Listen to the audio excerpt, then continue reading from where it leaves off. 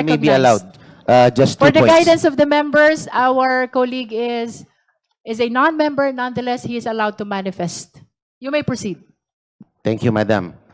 I respectfully rise for a brief manifestation for the record. Madam Chair, during the last hearing, um, I was advised by the Honorable Chair to peruse the rules because I raised the terminology sufficiency and grounds, which was mentioned, I think, 16 times by the Honorable Chair. And I have gone over the rules very diligently, and the rule provides that the committee shall determine whether the complaint alleges sufficient grounds for impeachment. Nowhere in the rules you can find sufficiency in ground.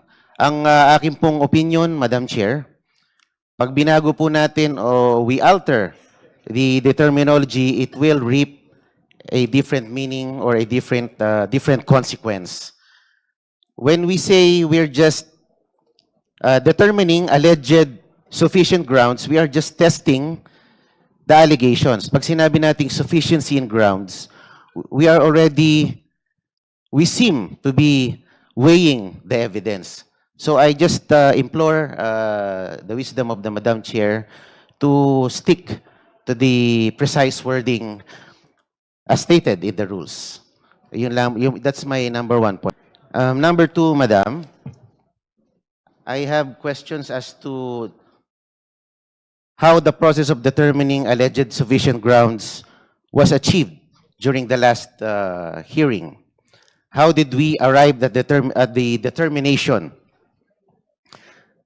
Because as far as I can recall, the Honorable Rufus Rodriguez suggested that we deliberate on the grounds, ground by ground, because the complaints are nothing without the valid grounds from which its own merit should be anchored.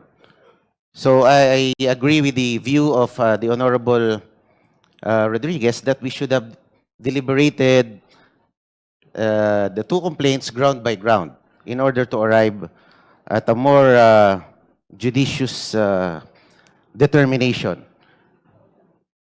And ang narinig ko lang po during the last hearing are perfunctory recital of allegations by the endorsers.